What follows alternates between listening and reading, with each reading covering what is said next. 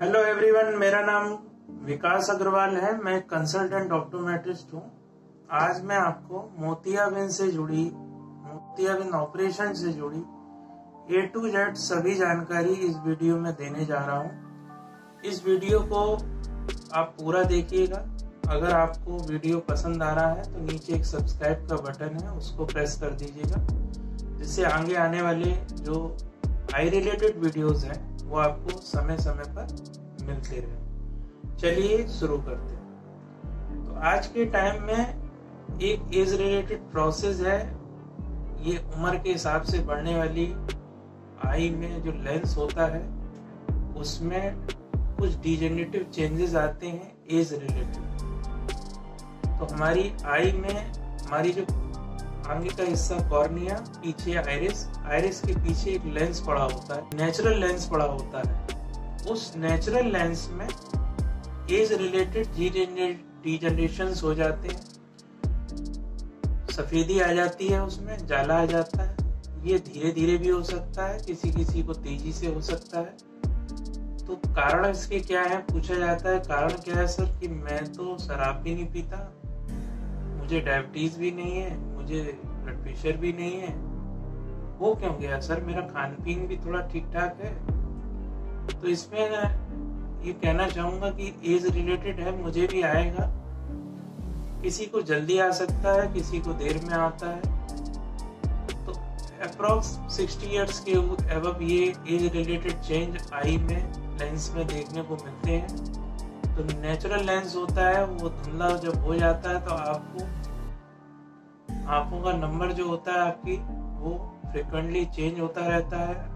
उसमें होता क्या है कि जब हमारी आंख में जो रेज जाती हैं, एंटर करती हैं आंख में, तो वो कॉर्निया और लेंस से टकराते हुए पर्दे पर फोकस होती हैं और माइंड में जाके उसका प्रतिबिंब बनता है। लेकिन क्या होता है कि जब मोतियाबिंद आ जाता है तो जो मोतियाबिंद किस टाइप का है वो आंख में रेज गई और उससे टकरा के जब पर्दे पर जाती हैं तो वो फैल जाती हैं।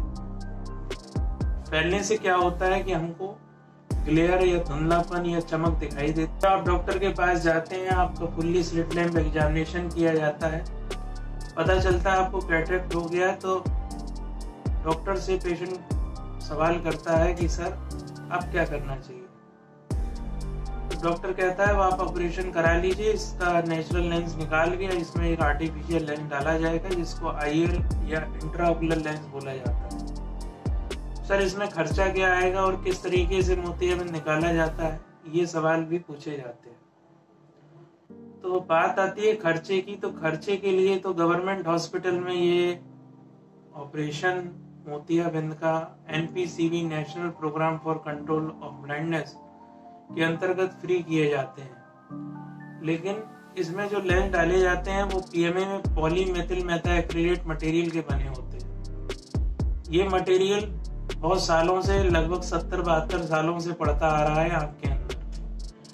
तो एक साइंटिस्ट थे या डॉक्टर थे सर हरोल्ड रिडले नाम के, उन्होंने 29 नवंबर 1949 में पहला IOL PMA मटेरियल का ST थॉमस हॉस्पिटल लंदन में ट्रांसप्लांट किया था, जो एक हमारे पूरे वर्ल्ड के लिए सबसे बड़ा इनोवेशन था। उस इनोवेशन का फायदा ये हुआ कि पहले काउचिंग टेक्निक से आंख का मोतियाबिंद निकाला जाता था, या निकालना नहीं जाता था तो जिस एक्सिस पे वो जहाँ पे रखा होता था उस जगह से उसको हटा दिया जाता था। तो विट्रस कैविटी में साइड में हो जाता था और सामने का भी हमको देखने लगता था। जब पर्सन उस समय इतना मोतियाबिंद पक जाता था, जब काउचिंग की जाती थी, कि हैंड मूवमेंट तक की रोशनी का एहसास हो पाता था। खाना खाने में क्या बना है, खाने में ये पता करने के लिए भी बहुत जद्दोजहद करनी पड़ती। उस समय का ये नियम था कि जब बहुत ज्यादा मोतियाबिंद पक जाएगा तब आपका ऑपरेशन किया जाएगा, उससे पहले नहीं किया जाएगा, क्योंकि सकट दाने की तरह वो हो जाता था और उसको एक औजार के जरिए उस जगह से हटा के कैविटी में इधर उधर कर दिया जाता था। क्योंकि उस समय ना तो कोई इस तरह के औजार थे, ना कोई प्रकार के टाँके, चीरे वगैरह इस तरीके के बहुत बड़े बड़े चीरे लगते थे। बहुत ना तो एनेस्थीसिया था। तो उस समय 600 ईसा पूर्व की बात है, जब महर्षि सुश्रुत नाम के जो या कह सकते हैं ऋषि मुनि थे, जिन्होंने इसकी नींव रखी थी, जो बनारस के रहने वाले थे। और कहा जाता है कि जो उनकी किताब है सुश्रुत संहिता नाम से, उसमें जो 18 अध्याय हैं उसमें इसका वर्णन किया गया है संस्कृत में। तो जब शुरू में ये ऑपरेशन किए जाते थे तो काउचिंग टेक्निक से किए जाते थे। बहुत ही पीड़ा होती थी उस समय कहीं पे भी इस तरह की ओटी नहीं थी, इस तरह की साफ सफाई नहीं थी। आज तो एडवांस टेक्नोलॉजी आ गई है। और इन चीज़ों का वर्णन साथ में इसलिए मैंने किया है कि आपको थोड़ा सा इतिहास पता चल सके मोतियाबिंद से जुड़ा हुआ, तो वो ही मैं इसमें डिस्कस कर रहा था। बात करते हैं कि NPCB national programme for control of blindness के अंतर्गत गवर्नमेंट हॉस्पिटल में तो ये फ्री ऑफ कॉस्ट ऑपरेशन किए जाते हैं, लेकिन जैसे ही आप प्राइवेट हॉस्पिटल का रुख करते हैं या ट्रस्टेड हॉस्पिटल्स का रुख करते हैं, वहाँ पे ये कॉस्टिंग 1500, 4000, 6000, 8000, 10,000, 15,000, 20,000, 25,000 से लेके 1 लाख, 1.25 लाख तक की सर्जरी भी होती है। तो इसमें ऐसी क्या खासियत होती है कि पूछा जाता है कि सर ऐसी क्या खासियत है जो एक फ्री ऑफ कॉस्ट वाले लेंस से भी हमको दिखाई दे जाता है, और आपका जो 50,000, 60,000 का लेंस पड़ता है उससे भी दिखाई देता है। क्या फर्क आता है कि सर जो इतनी महंगी सर्जरी है वो इतनी सस्ती है? तो आपको बताना चाहूंगा कि जो एनपीसीबी है, गवर्नमेंट के द्वारा चलाई गई अंतर निवारण समिति है, जो आपके मोतियाबिंद को हटाकर दूसरा लेंस ट्रांसप्लांट करने की एक बहुत ही अहम भूमिका निभाती है। जो निम्न वर्गीय परिवार हैं, जिनको सही समय पर खाना पीना भी नहीं मिल पाता है, और जो गरीब परिवार से आते हैं, जो रेडी ठेला या इस तरीके के मजदूर वर्ग के लोग हैं, वो गवर्नमेंट हॉस्पिटल में जाते हैं, ऑपरेशन करा सकते हैं। क्योंकि जो ब्लाइंड हो रहा है, जिसको नहीं दिख रहा है, उसको कुछ रोशनी या अच्छी खासी रोशनी उस लेंस से मिल जाती है। तो एक बहुत बड़ा परोपकार है गवर्नमेंट का या एनपीसीबी का, जो ये लेंस आपकी आंखों में प्रत्यारोपित मतलब डाल रही है। और सेकंड रही बात, जो थोड़े मध्यम वर्गीय परिवार से हैं, ठीक ठाक पैसे अर्न कर लेते हैं, तो वो प्राइवेट हॉस्पिटलों में जाना पसंद करते हैं। उसमें जो मटेरियल यूज होता है, कभी कभी क्या होता है कि जो हम लोग आंख में लेंस डलवाते हैं, वो ज्यादातर पुराने टाइम से पीएमए में पॉलीमेथिल मेथाक्रिलेट का डलते हुए चला आ रहा है। वो थोड़ा रिजिड हार्ड मटेरियल होता है। आज के टाइम में जैसे जैसे एडवांस मशीनें, एडवांस लेंसेज आ रहे हैं, उसमें एक्रिलिक मटेरियल का यूज किया जाता है। ये भी बायोकम्पेटेबल मटेरियल होता है, लेकिन सॉफ्ट मटेरियल होता है। इसमें 2 तरह के लेंस आते हैं, हाइड्रोफिलिक मटेरियल, हाइड्रोफोबिक मटेरियल। 2 तरह के मटेरियल का यूज होता है। तो आपको जो ज्यादातर लेंस डलवाने हैं, अगर एक्रिलिक में आप जाते हैं तो हाइड्रोफोबिक मटेरियल का ही लेंस आप डलवाएं, जो एल्कॉन कंपनी का आता है और सबसे अच्छी क्वालिटी का लेंस माना जाता है इंडिया में भी, अगर मोनोफोकल लेंस आप डलवा रहे हैं। सर्जरी की कॉस्ट बढ़ती इसलिए चली जाती है कि आपका हॉस्पिटल मेट्रो सिटीज में है या नॉर्मल सिटी में है, और हॉस्पिटल का क्या इन्वेस्टमेंट हॉस्पिटल ने कर रखा है, कैसी सुख सुविधाएं आपको दे रखी हैं, उस पर भी डिपेंड करता है। रही बात ऑपरेशन की, महंगा सस्ता भी 2-3 तरह से हो जाता है, क्योंकि हम लोग इंडिया में ज्यादातर लोग 90 to 95% केसेस में मोनोफोकल लेंस डाले जाते हैं, जिनकी कॉस्ट लगभग 50,000 के अंदर खर्चा आता है। लेकिन जब आपको ऐसे लेंसेज आते हैं जिनको हम लोग ट्राईफोकल या मल्टीफोकल लेंस के नाम से भी जाना जाता है। ट्राईफोकल लेंसेज में क्या होता है, जैसे आप पहले तो मोनोफोकल समझ लेते हैं। मोनोफोकल में क्या होता है कि जब आपके आंख के अंदर लेंस ट्रांसप्लांट किया गया, तो मोनोफोकल का मतलब है आपकी दूर की निगाह पूरी आ जाती है, लेकिन आपको नजदीक का नंबर लगाना पड़ता है। लेंस की कॉस्ट जब बढ़ जाती है या पैसे जब बढ़ जाते हैं ऑपरेशन में, कि जब आप ट्राइफोकल लेंस लगवाते हैं, उसमें क्या होता है कि हमारे जो आंख में लेंस डाला जा रहा है उसमें आप दूर का भी विजन क्लियर कर लेते हैं। इंटरमीडिएट विजन का मतलब है जैसे कि आप लैपटॉप चला रहे हैं, कंप्यूटर चला रहे हैं और पास का मोबाइल भी देख रहे हैं, तो वो चीज तीनों मीडियम उसमें कवर हो जाते हैं। तो उसमें थोड़ा इन्वेस्ट या खर्चा ज्यादा आता है, इसलिए उस सर्जरी को महंगी सर्जरी कहा जाता है। और इसमें EDOF लेंसेज भी आ गए हैं, extended depth of focus lens.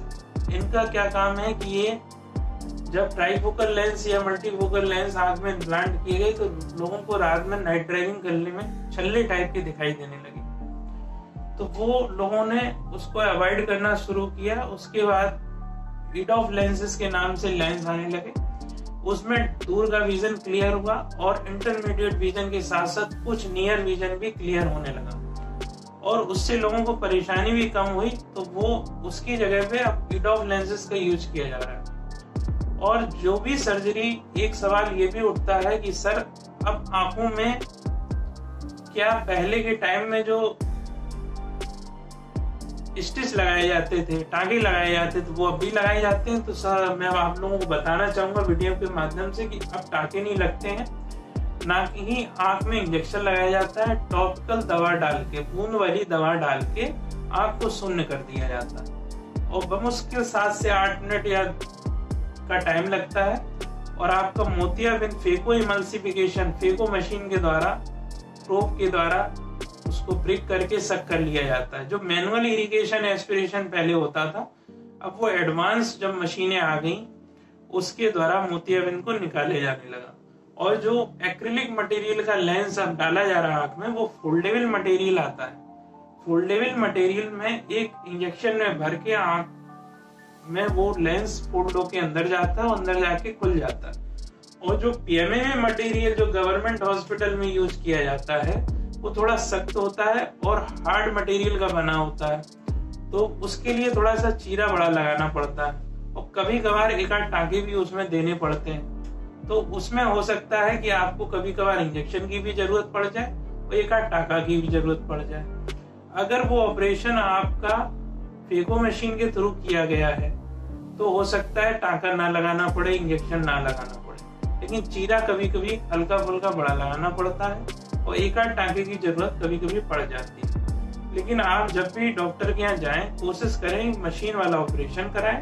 और फोल्डेबल लेंस अगर आप सक्षम हैं, पैसा देने में सक्षम हैं, तो आप फोल्डेबल लेंस एक्रिलिक मटेरियल जो का डलवाएं, जिससे आगे जो आपको PMMA मटेरियल का लेंस पड़ने के बाद जो कभी पोस्टीरियर कैप्सुलर ओपेसिटी या जाला आ जाता है, जैसे आपका लेंस पड़ा 1-2 साल बाद आपके पीछे झिल्ली में कभी कभार जाला आ जाता है किसी के, तो जाले की सफाई के लिए एंटी आग लेजर होता है। लेजर के द्वारा उस लेंस के पीछे जो झिल्ली जाला आ जाता है उसको लेजर के द्वारा सफाई कर दी जाती है।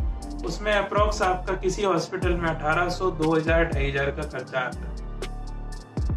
और जो एक्रिलिक मटेरियल इस समय चल रहा है सभी शहरों में, मल्टी सिटीज में या मेट्रो सिटीज में डाला जाता है, तो उसमें जो मटेरियल यूज किया जाता है वो हाइड्रोफोबिक मटेरियल होता है। तो हमारी जो लेंस है उसके पीछे जो झिल्ली है उसमें जाला आने के चांसेस बहुत रेयर होते हैं। फिर भी अगर कभी कोई जाला आ भी जाता है तो लेजर मशीन से सफाई कर दी जाती है। तो इसमें ये घबराने की बात नहीं। मैंने तो 22,000 का लेंस लगवाया था और 2 साल बाद मुझे हल्का फुल्का जाला आ गया, तो इसमें ये सब्जेक्ट नहीं बनता है। कोई भी कॉजेस हो सकते हैं, आप तेज धूप में या डायबिटीज है आपको, या कोई आपकी जो एपिथेलियल बेसल सेल्स हैं, कुछ सेल्स ऐसी हैं जो रह गई हैं आपके चैम्बर में, तो हो सकता है वो जाके वहाँ अटैच हो जाएं या माइग्रेट हो जाएं पीछे जाके। तो इसमें नहीं कहा जा सकता है। डॉक्टर का पूरा एक ये उद्देश्य रहता है कि पूरा पोस्टीरियर चैम्बर अच्छे से साफ करके अच्छी सर्जरी करके फिर लेंस ट्रांसप्लांट किया जाए। फिर भी अगर किसी को जाला आ जाता है तो इसमें घबराने की बिल्कुल जरूरत नहीं है। स्लिट लैम्प एग्जामिनेशन करके ये पता लगाया जाता है कि कितना जाला है, उस हिसाब से आपका ये सफाई कर दी जाती है। और बात पूछी जाती है कि ये सर ये आपका जो लेंस पड़ गया इसकी लाइफ क्या होती है, तो ये जिंदगी भर के लिए रहता है आपकी आंख में। जब तक आप जिंदा हैं, जब तक आपकी आंख में लेंस रहेगा, आपको ये तो सोचना ही नहीं है कि हमने एक बार डलवा लिया फिर हमको 10-15 साल बाद फिर जरूरत पड़ेगी, ऐसा कुछ भी नहीं है। और कुछ सावधानियां हैं जो ऑपरेशन के बाद आप करनी है। मेरा वीडियो और है, उसको आप देख सकते हैं, विकास अग्रवाल ऑप्टोमेट्रिस्ट चैनल पे सर्च कर सकते हैं जाके। तो आपको ये जानकारी अगर अच्छी लगी हो तो आप इस चैनल को सब्सक्राइब कर लीजिए, लाइक कर लीजिए और शेयर कर लीजिए।